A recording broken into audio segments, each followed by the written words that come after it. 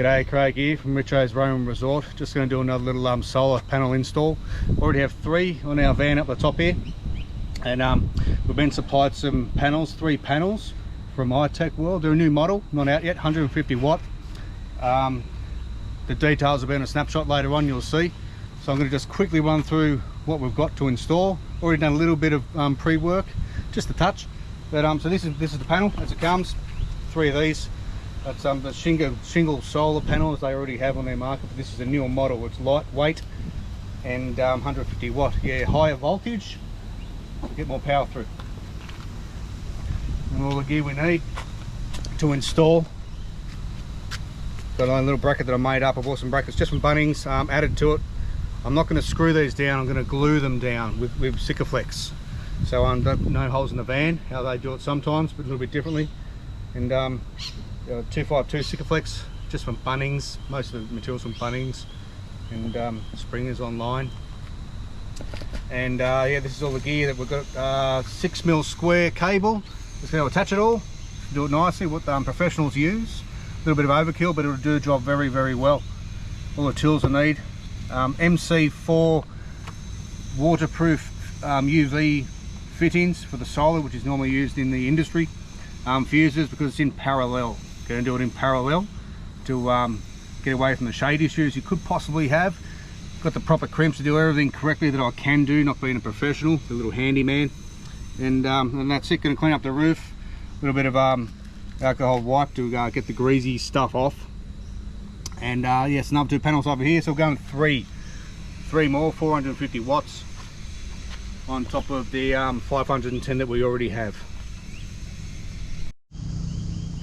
And in the old preparation stage, we have glued, not glued, we have taped, it's taped, not glued, taped a bit of cardboard to the front of the panel because they're live when they're in the sun, which is maybe not obvious to some, but when you're connected in panels in a higher voltage, it can cause a bit of an arc, which can disturb or ruin some of your equipment that you're attaching.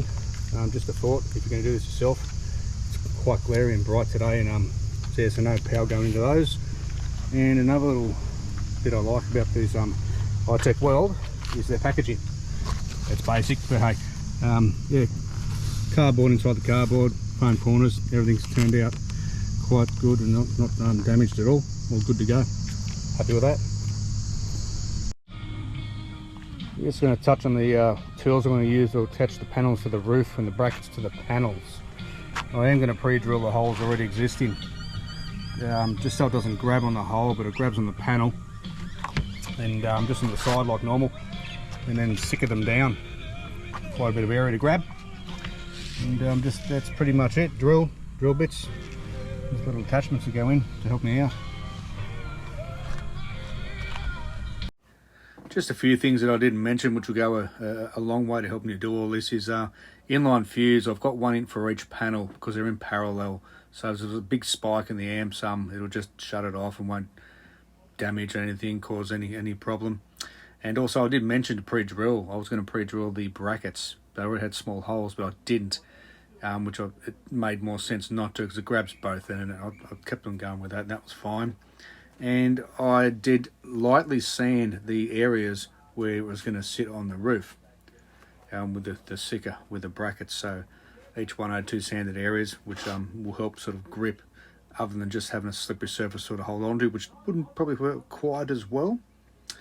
And then I did have to do 2 holes with a pre-drilling screw though on the existing solar panel on the left side. It was sitting on the actual brackets that were already on there, so I thought, well, okay, there's already screws in there, not a problem, I could drill straight through. That's part of the reason I wasn't going to do any screwing on the roof, but because they were there already, had no problem. And also, you might just catch in the last bit of footage on this in this YouTube here, I used a waterproof solar connector box to go through the roof, which is also glued on. It just keeps everything waterproof. It's got 2 little lugs you tighten, and it makes it really tight around the wire. Okay, so we've got the panels on the roof. They are covered in cardboard at the moment. We're going to try the amps that are going in, and we're running the aircon right off the batteries. So 600 amp hours lithium batteries at the moment we've got. There's a reason we put the extra panels on. So at the moment we've got 19.5 solar going in with the aircon on, so we're getting roughly 20 amps, topping it up, which is knocking it down to 79 amps, 5 3/4 hours left of usage. So yeah, that's what we've got for now with the new panels covered. We'll go over and uncover them soon and see what we get, but in the meantime we'll have a look over here. So this is the system that everything runs through. At the moment it's taking in the ampage from 3 existing panels. It can't take any more than that because the amps are maxed out, but it can actually put in to its own system. So I have an MPPT controller behind the drawers down here, which I installed earlier, and it will take the extra power, and it will also go through an external shunt which is down on the batteries, and that will then recognize, this will then recognize the extra power going in. It doesn't go through it, it still recognizes it, so it can charge appropriately and still charge batteries completely. And it's all Bluetooth from the shunt through this. It can go to your phone, but this also is connected to this part, so it understands where the extra power is coming from. And then down this way is the whole reason we've got these panels. It's the iTech 3000 watt inverter, water grade inverter. Powers everything in the caravan. I don't know if it'll power everything all at once. We don't normally need to do that, and we probably won't. But yeah, had that installed a little while ago. Did a bit myself. Had some others done by a Sparky. And then we've got up in the cupboard, which is the remote panel. Tells us what's going on, and if the automatic transfer switch is operating, which is when you connect up to power at a caravan park, which we are. But I've turned that off to do this little experiment. Now a few stats about the panels that we've received from iTech, but before that, I suppose you've got a disclaimer if you'd like to say. We're not affiliated at all with iTech. We were given the panels through a full purchase price. We paid for them in full. They're just a new model that's not on the market yet. They're about to come out, so we're doing a bit of research for them, seeing how they go after the install. And they are 150 watt panel, 1160 by 670 mils, and only 17 mil thick. So high, so it's pretty slimline, and 7.8 kilograms, a little cheat sheet. So open voltage is a bit higher than a normal 150 watt panel, which is what's the bonus. It pushes the power through a little bit better, more volts to push the amperage through. So 27.49 volts open voltage, and the amps are 6.76. So high voltage, push the amps through a bit faster, a bit harder, and charge things a little bit better. So that's the whole reason I'm putting these panels on. And we'll see how we go. We're about to uncover them and see what sort of power we get. So I'm going to show you the kind of day we've got. It's quite bright, a bit sunny. It has been overcast. The sun's starting to come out a bit more. It's not too bad. But surprisingly well we're doing, which I did expect good, but not this good. The time of usage, it was up to 7 hours left. We started before without the extra panels down to 5 hours. It climbed up to over 7. The solar from the existing ones that we already had before we installed the 3 is 16.8, and we'll get in before the aircon kicked in. We'll get in an extra 12 or so amps, and that's with a cloudy day, so it's not too bad. It's at the moment it's going really good. I'll give more feedback in the future, see how we're going. But at the moment it's quite phenomenal. And here's the specs, a little bit more, a bit clearer if you want to have a look at that. But yeah, it's quite impressed at the moment. It's going pretty good. Happy days. Like I said, I was quite surprised because the hours remaining in the batteries were over 7 hours. It's kicked up a little bit more, but it's knocked it right down as well. And we've got the fridge going as well. So everything's running along quite well, quite smooth. Happy days.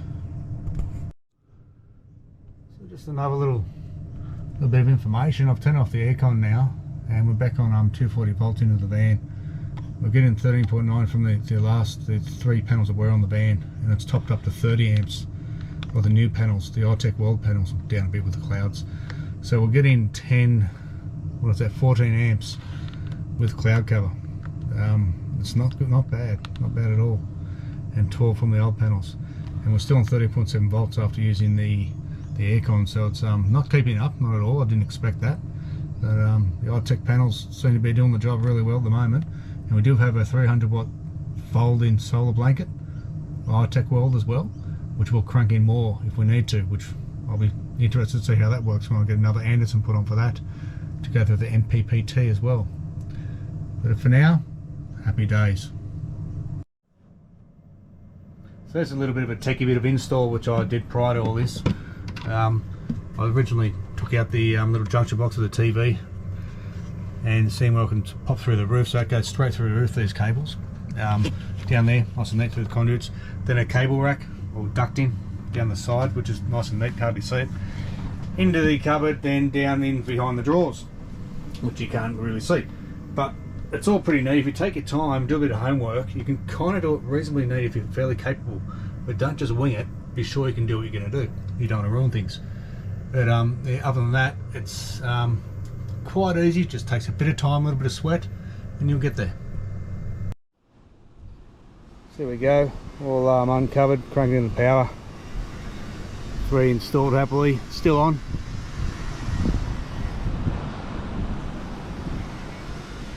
Six in all, 3 from iTechworld, the new 150 watt, high voltage, lightweight. Got a new iTechworld, doing well.